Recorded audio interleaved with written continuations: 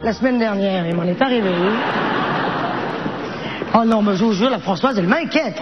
Je dis ça parce que je l'ai vue la semaine dernière, la Françoise en question. Bizarre, bizarre. Moi, ce que j'ai ressenti, bizarre. Je vous la situe en 2 mots pour que vous suiviez bien l'histoire.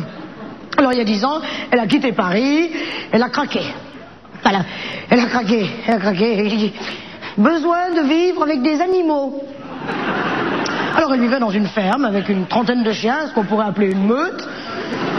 Je pense que le mot n'est pas trop fort, c'est à partir de 25, une meute, donc là on a déjà affaire à une bonne meute, hein.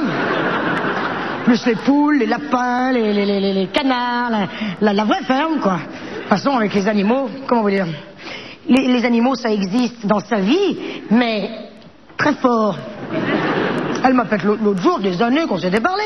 Elle me dit, Roxane, ça y est, j'ai pris la décision, je me suis réinstallée à Paris, je vais essayer, plus de chiens, plus de poules, plus de lapins, adieu, veaux, vaches, viens. On prendra l'apéritif.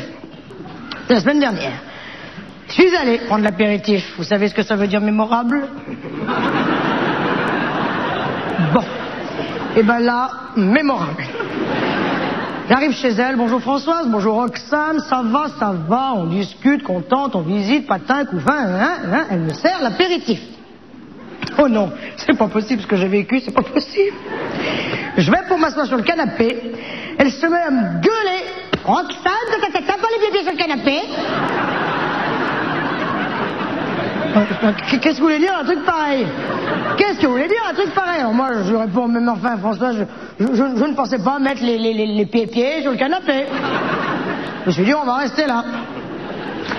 Elle m'a quand même collé une à l'aise. Partez bien l'apéritif. Bon alors l'apéritif, tout ça, je demande des olives. Bon, part dans la cuisine, elle revient, elle me sort. C'est pour qui les belles olives?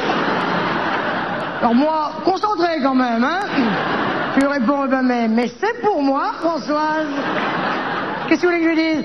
Eh ben vous me croirez, si vous voulez, elle m'a balancé les olives par terre, petit. Ouais,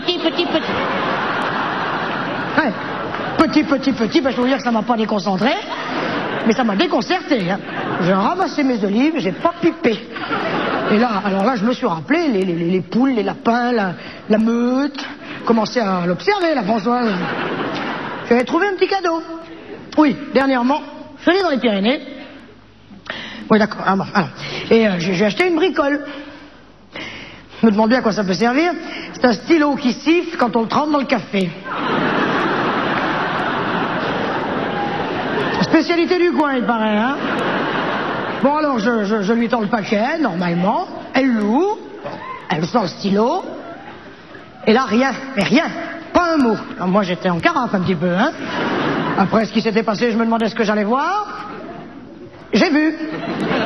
Elle était déjà bien allumée, la Françoise, mais là, elle est carrément chauffée, hein. Le stylo, elle s'est mise à le renifler. Ouais. Et elle avait l'air d'être contente. Moi, du coup, je me suis dit, j'ai tapé juste avec mon stylo, toujours ça. Et là, je l'ai retrouvée par terre, la Françoise. Ça fait drôle. Alors, je lui dis, Françoise, t'es contente alors?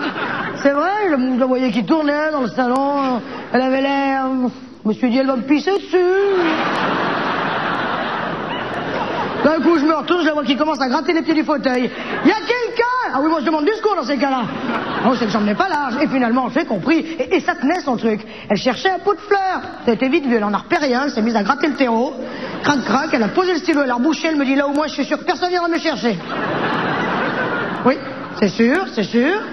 Moi, je me suis dit, c'est pas demain la veille qui va siffler mon stylo. À mon avis, elle est pétée, la Françoise, hein. Voilà, elle a pris un sacré pète quand même. Ou alors c'est moi. Non, c'est pas moi. Je lui demande une cigarette. Elle me la lance, elle me dit, va chercher. Alors là, c'est pas moi. Bon, moi, je mets des faux, c'est vrai, je suis pas toujours facile, mais enfin, quand même, quand on lance une cigarette, c'est que ça va pas bien. En plus, va chercher. Non, mais comme si j'avais pas vu qu'elle l'avait mise dans son dos, en plus.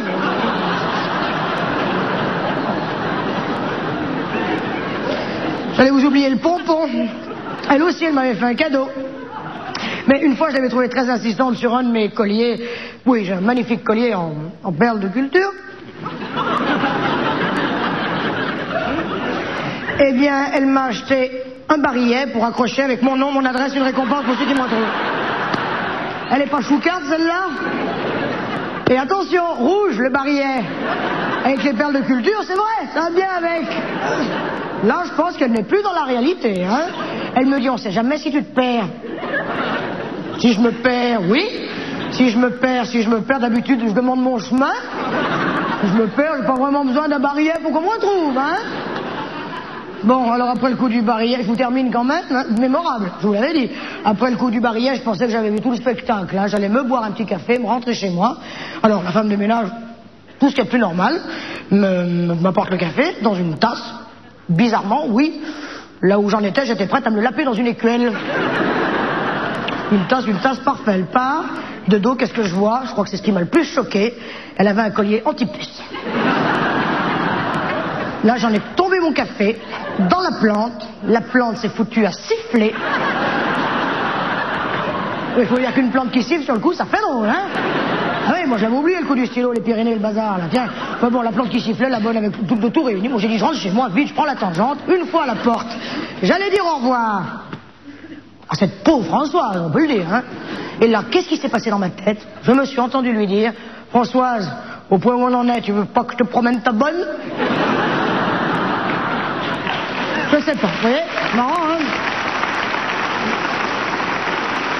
Je sais pas. Ah oui, c'est-à-dire, dans l'ambiance, hein, le tout réuni, moi je suis sûr que vous auriez fait pareil. Moi j'étais grisé, allez, va pour une balade avec la bonne. Alors, j'ai sorti la laisse, l'autre, elle m'a fait une fête comme si elle m'avait pas eu de 15 ans. On est allé faire notre petit viron, et ça s'est bien passé. On a bien fait parce que 5 minutes de plus, je pense qu'elle nous faisait sur la moquette, et j'ai remonté la bête, la bonne. Enfin, j'ai remonté le tout. Et je suis rentré chez moi bien contente. Je m'en taperai pas tous les jours, elle est comme ça, hein. Elle me dit, la Françoise, elle me dit, maintenant, on va se revoir? Oui.